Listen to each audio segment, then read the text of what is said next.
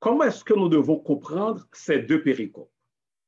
La première vision que nous devons avoir de ces deux péricopes, c'est qu'il s'agit en fait de deux péricopes qui sont en continuité et qui se complètent.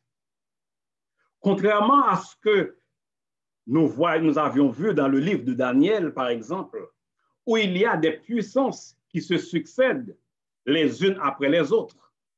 Dans Apocalypse chapitre 13, les deux puissances que nous avons dans la première péricope et dans la deuxième péricope, il ne s'agit pas de puissances qui se succèdent dans le temps, mais il s'agit de préférence de puissances qui sont en continuité. Cela signifie qu'il y a une puissance qui a commencé son règne et une autre puissance qui va prendre le relais, tandis que les deux vont avancer ensemble, et cela jusqu'à leur destruction totale dans le lac de feu et de soufre. Nous disons aussi, à partir du vocabulaire que nous retrouvons dans les deux péricopes, il s'agit de deux péricopes qui sont en complémentarité. La première bête monte de la mer et la deuxième monte de la terre. Remarquez que la mer et la terre, les deux ensemble, nous donnent une vision globale de l'humanité, ou encore parle du monde dans son ensemble. Cela signifie que ces deux péricopes nous parlent de deux groupes d'adorateurs qui se complémentent et qui ne forment qu'un seul groupe d'adorateurs. Les adorateurs du dragon, les adorateurs de Satan. Qu'il s'agisse du groupe identifié dans Apocalypse 1 à 10 ou du groupe identifié dans Apocalypse 11 à 18, les deux sont des adorateurs de Satan. Quand nous regardons le texte de plus près, la première péricope, tout comme la deuxième, nous donne une vision d'un troisième groupe d'adorateurs. Apocalypse chapitre 13 présente la première bête comme étant une bête qui exerce son autorité en présence du dragon. Certes, le dragon, c'est le serpent ancien, c'est Satan. Mais quand nous approchons le texte de plus près, nous voyons qu'il s'agit du dragon qui a exercé sa puissance à travers tout le paganisme. Bref, le paganisme à travers la spiritualité de Babylone, le paganisme à travers la spiritualité égyptienne, le paganisme à travers la spiritualité de la Rome païenne, et le paganisme qui continue encore aujourd'hui à travers les religions naturelles et d'autres formes de vie religieuse. Il s'agit en réalité de trois puissances qui sont en continuité et qui sont en complémentarité. Le paganisme, la première bête qui est identifiée clairement comme étant le catholicisme ou encore la Rome, l'Église romaine, qu'ils appellent Rome chrétienne, mais qui n'a rien de chrétien, ou encore la papauté. Et la deuxième bête, il nous dit que la deuxième bête monte de la terre. La première bête monte de la mer et la deuxième bête monte dans l'autre monde.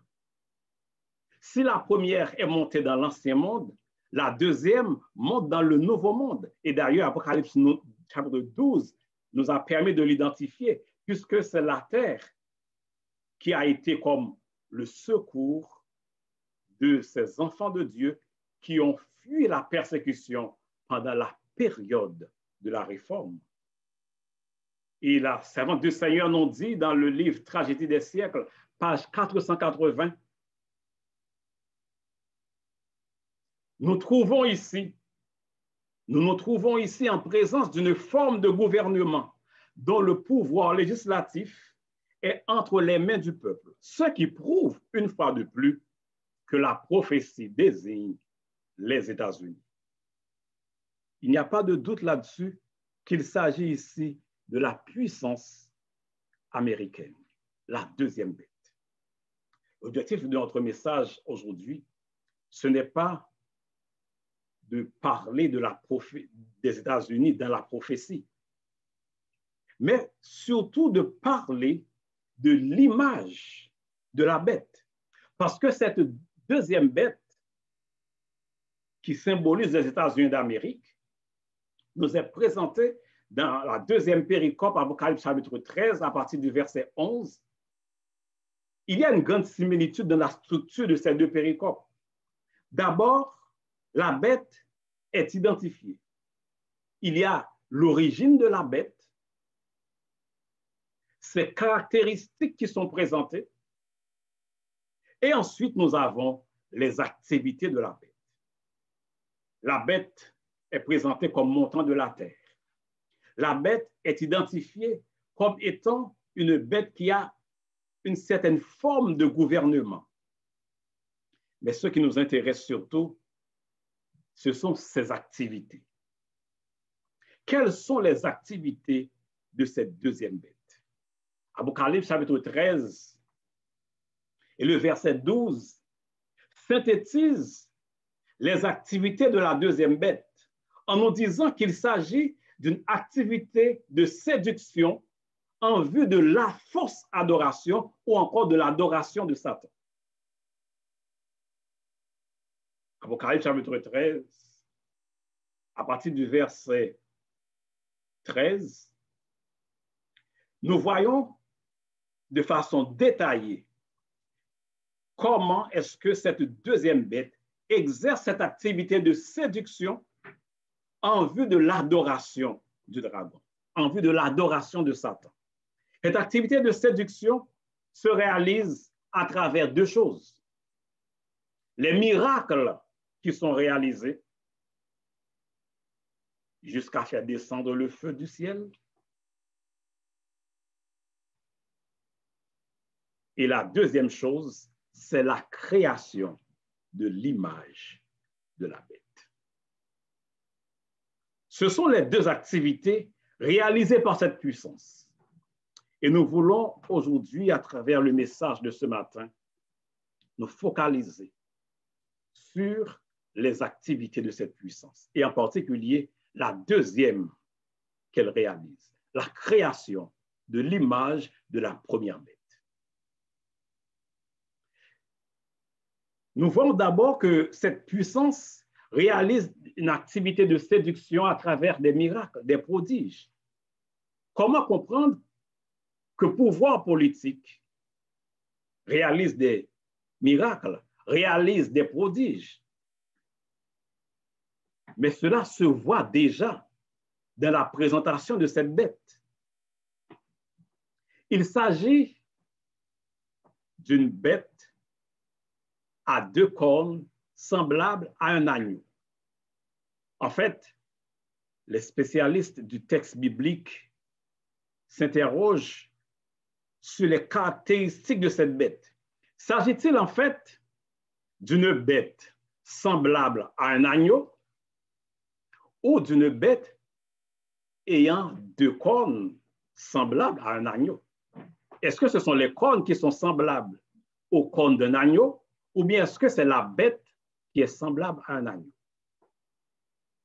Quoi qu'il en soit, l'important, c'est qu'il s'agit d'une ressemblance par rapport à l'agneau de Dieu. Jésus, c'est l'agneau de Dieu. Cette bête se présente clairement comme la plus grande contrefaçon du christianisme. Et c'est aux États-Unis d'Amérique que nous pouvons retrouver cette grande contrefaçon du christianisme. Et cela à tous les niveaux. En Dieu, nous croyons.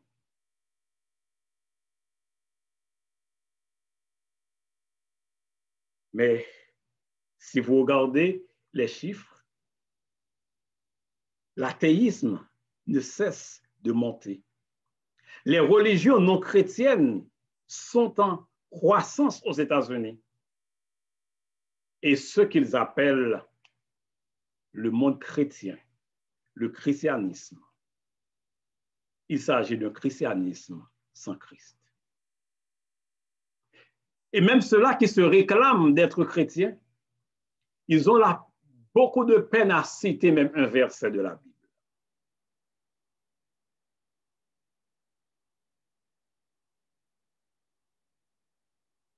Une bête semblable à un agneau. Une contrefaçon du christianisme. Et parce que cette bête est une contrefaçon du christianisme, on comprend que cette bête ne se contente pas uniquement d'une forme ou d'une dimension politique. La religion s'inscrit au cœur même de cette puissance. Et c'est pourquoi cette première activité de la bête s'inscrit dans le cadre du spiritisme moderne. Et quand nous parlons de spiritisme,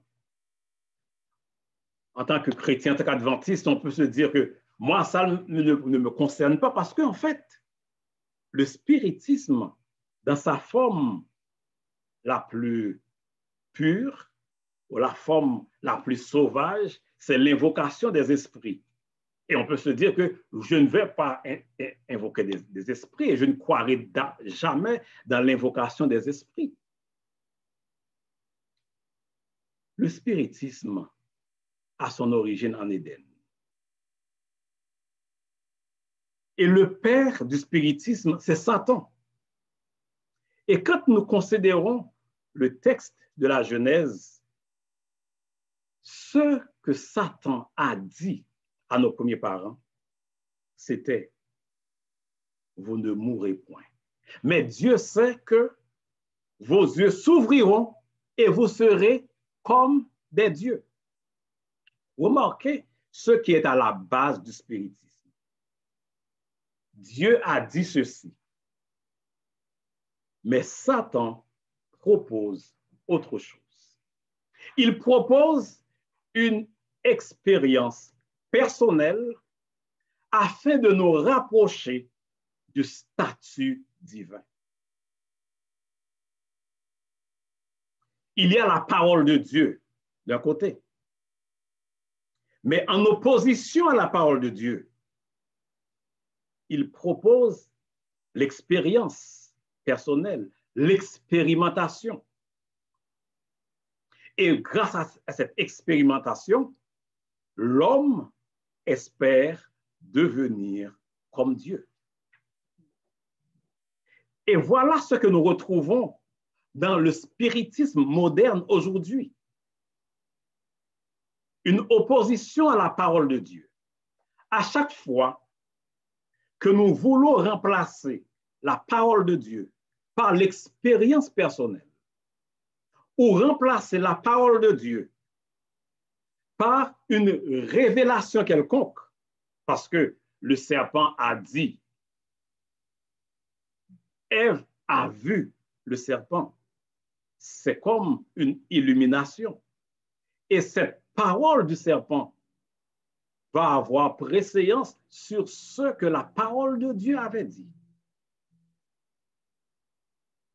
À chaque fois que nous voulons mettre nos expériences personnelles en avant de ce qui est écrit, il s'agit d'une forme de spiritisme moderne qui s'enracine de ce que Satan lui-même il a posé comme base depuis l'Éden. N'est-ce pas cela que nous retrouvons très souvent dans beaucoup de formes très courantes? Et l'une des manifestations de cette forme du spiritisme moderne, c'est dans la médecine naturelle. La semaine dernière, nous avons vu l'appel à être des missionnaires médicaux, à utiliser les remèdes naturels que Dieu nous donne. Mais à chaque fois que nous pensons, ou bien à chaque fois que nous entendons quelqu'un nous dire que nous devons combattre la maladie à partir d'une puissance que nous avons en nous, ce qu'en fait en fait la médecine naturelle, la naturopathie, qui est aussi une fille du catholicisme, puisque c'est l'Église romaine qui a donné naissance aussi à cette façon de faire. Le spiritisme moderne se manifeste à travers cela, parce que l'être humain veut atteindre la divinité sans passer, en fait, par le divin, parce qu'il se croit détenteur de pouvoir divin.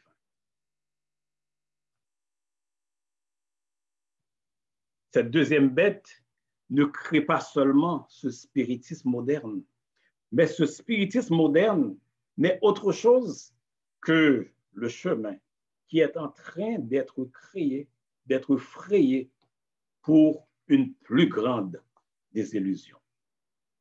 À chaque fois qu'en tant qu'adventistes du 7e jour, nous mettons de côté cette parole de Dieu et nous appuyons sur des miracles, il s'agit d'une manifestation moderne du spiritisme. Et cette forme du spiritisme ne cesse de s'attaquer à l'Église aujourd'hui. Nous voulons une Église de miracles. Nous levons la main, nous mettons la main sur les gens et puis ils sont guéris. Mais Dieu nous dit clairement que Dieu ne va pas agir de cette façon dans ces derniers temps. Dieu ne va pas agir à travers des miracles. Dieu nous a donné le message de la réforme sanitaire pour être des missionnaires médicaux. Et à chaque fois que nous passons à côté et que nous voulons emprunter cette voie facile de dire, et puis la guérison arrive,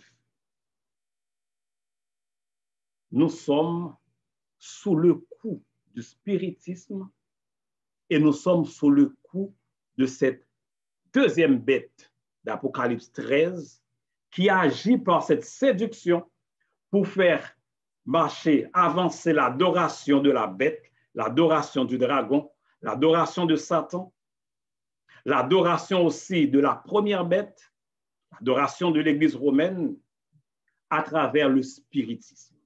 Ça, c'est la première activité du dragon, à travers cette deuxième bête. La deuxième activité, il s'agit de la création de l'image de la bête. Créer une image de la première bête. La première bête, c'est-à-dire l'Église catholique. La première bête, c'est l'Église romaine. La première bête, c'est la papauté. Et l'apôtre Paul l'appelle l'homme de péché, l'impie, l'antéchrist. Une image de cette première bête, cela signifie, c'est de créer une église ayant les mêmes caractéristiques de l'église romaine.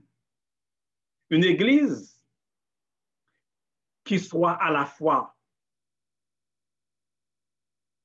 un pouvoir religieux et un pouvoir politique.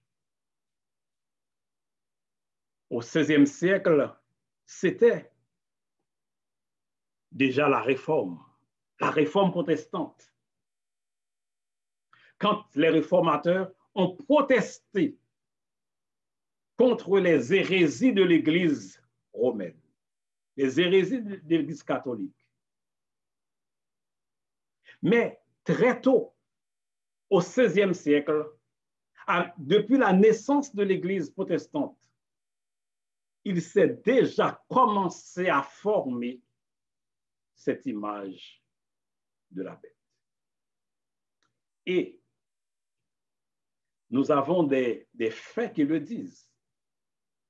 Au XVIe et au XVIIe siècle, des milliers de pasteurs non conformistes ont dû quitter leurs églises et un grand nombre de personnes, prédicateurs et fidèles, ont été condamnés à des amendes ou ont subi la prison, la torture et le martyre. Ce n'était pas des mains du catholicisme, mais des mains de protestants. C'était déjà en miniature des faits annonciateurs de cette image de la bête qui s'érigeait à l'image de la première bête. Dans le processus de création de l'image de cette bête, on doit noter deux faits. Le premier, il s'agit de l'union des églises protestantes, de l'unité des églises protestantes. Et la deuxième, il s'agit en fait de l'alliance ou de l'unité avec l'Église de Rome. Et cette unité dans le monde chrétien va amener aussi une unité avec le pouvoir civil, le pouvoir politique, pour que cette image de la bête soit complète. Peut-on aujourd'hui parler d'unité dans le monde protestant? Ou du moins, quand on parle d'unité au niveau des églises protestantes, si on doit encore parler de protestantisme, de quelle unité s'agit-il? Doit-on s'attendre à ce qu'un jour, ces diverses églises protestantes n'existent plus et qu'il y a une seule grande église? Non. Le texte biblique ne nous permet pas de le dire. Les écrits prophétiques ne nous permettent pas de le dire. Mais ce que le texte biblique nous dit et ce que l'esprit de prophétie nous dit, c'est qu'il s'agit en fait d'une grande unité d'action, une unité de direction et non pas une unité organisationnelle. Dans le livre La tragédie des siècles, la servante du Seigneur nous dit à la page 483, et je cite, « Dès que les principales églises protestantes des États-Unis s'uniront sur des points de doctrine qui leur sont communs et feront pression sur l'État pour l'amener à imposer leurs décrets et à soutenir leurs institutions, l'Amérique protestante sera formée à une image de la hiérarchie romaine. Et la conséquence inévitable en sera l'application de peines civiles aux délinquants. » Remarquez, il s'agit des principales églises protestantes. On ne doit pas s'attendre à ce que toutes les églises protestantes se mettent ensemble, s'unissent. Et les grandes églises, les principales églises protestantes ne vont pas s'unir sur tous les points, mais ils vont s'unir sur des points communs. En fait, cette unité dont il est question ici dans le texte de Sir White, c'est ce qu'on appelle aujourd'hui le dialogue interreligieux. C'est ce qu'on appelle aujourd'hui le dialogue interconfessionnel. C'est ce qu'on appelle aujourd'hui l'œcuménisme. Il suffit par exemple de consulter les documents de réflexion du Conseil mondial des églises, BEM. C'est ainsi qu'il résume les points sur lesquels ils discutent. Le baptême, l'Eucharistie, le ministère. Et toutes les églises à travers le monde entier, les églises des États-Unis, des églises de l'Asie, des églises de l'Europe, les églises luthériennes, protestantes, anglicanes, toutes ces églises font leurs réflexions sur ces thèmes, de façon à ce qu'on puisse arriver à s'entendre sur ces points qui sont communs. Mais ils n'amènent pas comme point de discussion le jour du repos.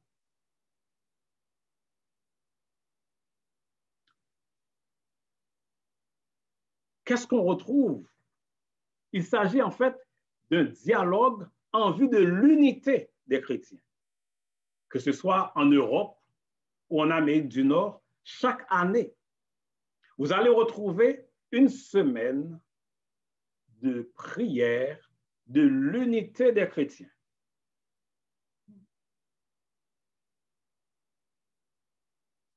Et si vous lisez la revue Chrétiens Ensemble, la revue Chrétiens Ensemble, c'est la revue qui est préparée et publiée par le Conseil œcuménique des Églises européennes. Et chaque année, il publie les activités du mouvement œcuménique, semaine de prière de l'unité des chrétiens. Et là, il faut des moments de prière, il faut des activités dans beaucoup d'églises. Nous devons faire attention, frères et sœurs, parce que malheureusement, parfois, il y a même certaines de nos églises qui entrent dans cette semaine de l'unité des chrétiens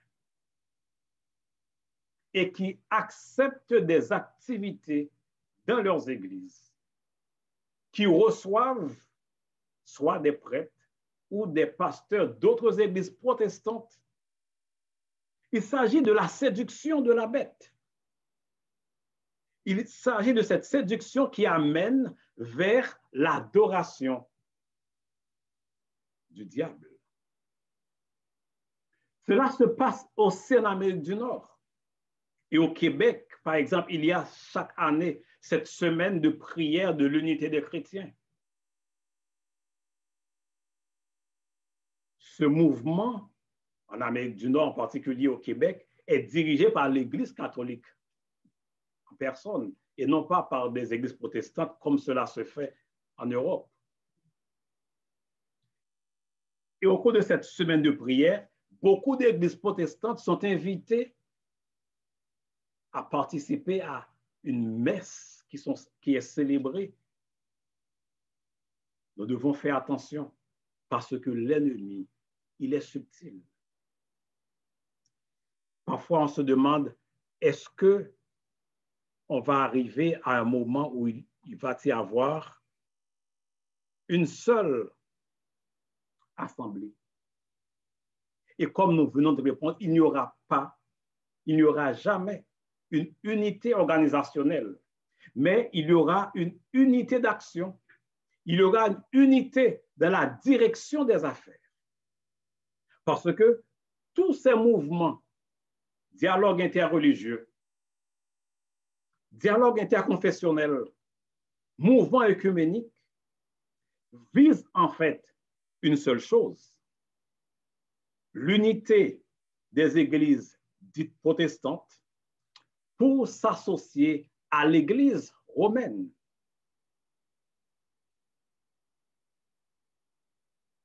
Et le texte que nous venons de lire nous dit que dès que les principales églises protestantes des États-Unis s'uniront sur des points de doctrine qui leur sont communs et feront pression sur l'État pour l'amener à imposer leurs décrets et à soutenir leurs institutions, l'Amérique protestante sera formée à une image de la hiérarchie.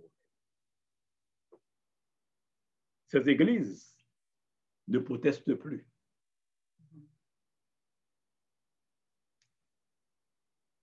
Ces églises vivent dans l'histoire. Parce que, à un certain moment de l'histoire, les réformateurs ont protesté et ces églises héritent de ce nom de protestants. Ces églises ne protestent plus parce que tous les acquis de la réforme ne sont plus présents au sein de ces églises protestantes. Et c'est pourquoi nous autres, adventistes du 7e jour, nous ne pouvons pas dire que nous sommes des protestants. Nous sommes une église qui est issue d'une réforme interconfessionnelle au 19e siècle. Nous ne sommes pas du monde protestant. Parce que ce monde dit protestant, comme la Bible le présente dans Apocalypse chapitre 3 et le verset 1er, il s'agit en fait d'une église qui est morte, mais qui est passée pour être vivante. Une église morte, passée pour être vivante, parce que, en fait, comme Apocalypse 13 le présente, il s'agit d'un monde aussi apostat que l'Église romaine.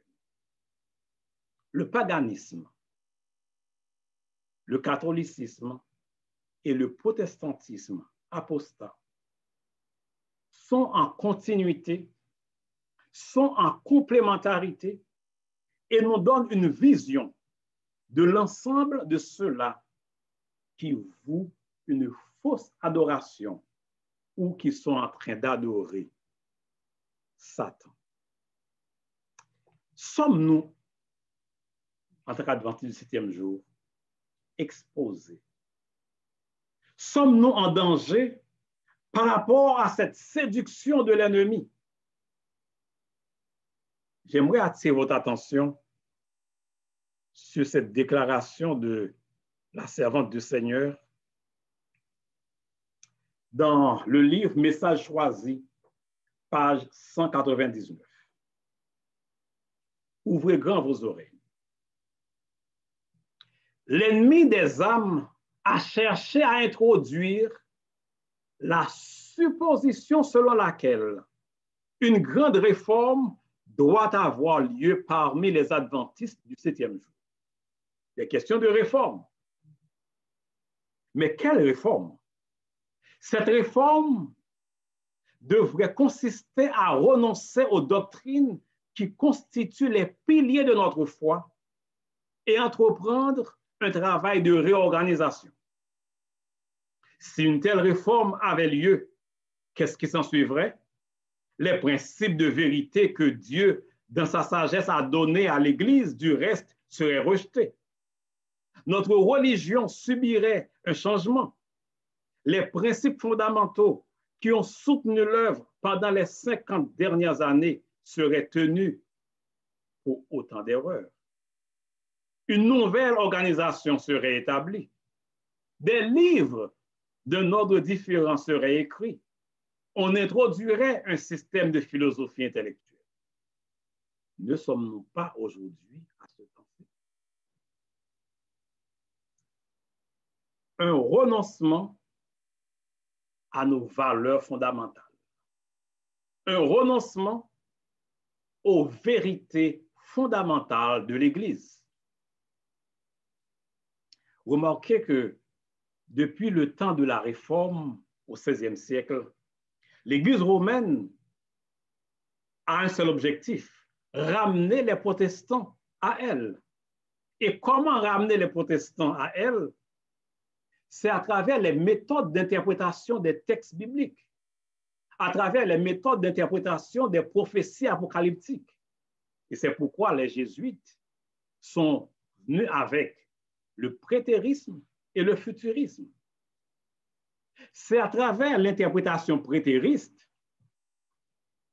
que les protestants, la quasi-totalité des protestants d'aujourd'hui, ne voient plus dans la première bête l'Église romaine, ne voient plus dans la première bête la papauté, mais de préférence voient dans la première bête la Rome païenne. Et quand aujourd'hui, nous entendons des voix, que ce soit à l'intérieur de notre Église ou ailleurs, parler de la Rome païenne dans l'identification de la première bête, il s'agit de renoncement aux doctrines cardinales de l'Église, un renoncement aux principes de base de l'Église. Il s'agit de l'œuvre de l'ennemi. Et nous devons être sur nos gardes par rapport à ces séductions des derniers jours. Pourquoi est-ce que les églises du monde protestant apostat sont en train d'observer le dimanche? C'est parce qu'ils ont renoncé aux valeurs fondamentales des acquis de la réforme. Ils n'ont pas progressé. Ils n'ont pas continué avec les méthodes d'interprétation. Et c'est pourquoi ils ne voient plus dans la première bête d'Apocalypse 13 la papauté. Ils ne voient plus dans cette église romaine l'homme de péché, mais voient de préférence une puissance de dialogue pour le dialogue interreligieux, pour le dialogue interconfessionnel. Mesdames, Messieurs, frères et sœurs, chers amis, ce texte d'Apocalypse 13 nous met en garde contre la fausse adoration à travers ces deux activités de la bête, le spiritisme et la création de l'image de la bête, la création de mouvements protestants qui soient comme le catholicisme. Caractéristique à travers le style de pouvoir qui est à la fois politique et religieux, caractéristique à travers aussi ce retour aux pratiques du catholicisme, les méthodes d'interprétation prétéristes ou futuristes et le rejet de l'historicisme dans l'interprétation. Tandis que cette puissance, cette triple puissance, en fait, Apocalypse chapitre 16 l'identifie comme étant le dragon, la bête et le faux prophète. Le dragon, le paganisme, la bête, le catholicisme, le faux prophète, le protestantisme apostat, ces trois puissances vivent dans une parfaite complémentarité. Ces trois puissances vivent aussi dans une continuité parce que, en fait, il s'agit de la fausse adoration. Rejet des commandements de Dieu, rejet du quatrième commandement, tandis que le peuple de Dieu doit s'identifier comme étant ceux qui gardent les commandements de Dieu et qui ont le témoignage de Jésus. Mesdames, Messieurs, frères et sœurs, cette image de la bête est déjà là, mais n'est pas encore complète. Cette image sera complète quand elle va commencer à édicter des lois et à édicter la loi qui rendra l'observation du dimanche obligatoire. Cette image est déjà créée parce que ce pouvoir religieux s'associe déjà avec le pouvoir politique. Nous l'avions vu dans ce qui se fait et nous le voyons encore dans ce qui se fait aux États-Unis d'Amérique. Quand la religion est présente dans la dimension politique. Et remarquez le progrès du catholicisme aux États-Unis d'Amérique. Quand on considère la liste des 10 plus grands pays catholiques au monde, les États-Unis d'Amérique est classé au numéro 4. C'est le 4e plus grand pays catholique au monde.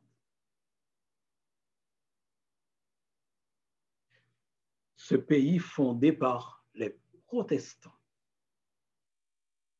Et remarquez que ceci progresse à un point tel que de grandes, très grandes institutions catholiques, de grandes universités catholiques, et en particulier de grandes universités jésuites, sont établies aux États-Unis. Les États-Unis, et en particulier l'État de New York, constituent la plus grande source de revenus du Vatican. Comment comprendre aujourd'hui que les prophéties bibliques ne sont pas en train d'être réalisées? C'est donc l'appel pour chacun de nous à être sur ses gardes, à être vigilant plus que jamais face aux séductions sataniques dans les derniers temps, face au spiritisme, face à la création de l'image de la bête. Car bientôt et très bientôt, nous verrons cette grande opposition de ces trois grandes puissances à l'Église du reste. Le paganisme, le catholicisme et le protestantisme apostat. Ils vont se liguer contre ceux qui gardent les commandements de Dieu et la foi de Jésus. Quelle va être ta position? Veux-tu prendre la position de rester fidèle à Dieu en dépit de tout? Dieu nous l'a dit et cette promesse nous est certaine. Sois fidèle jusqu'à la mort et je te donnerai la couronne de vie.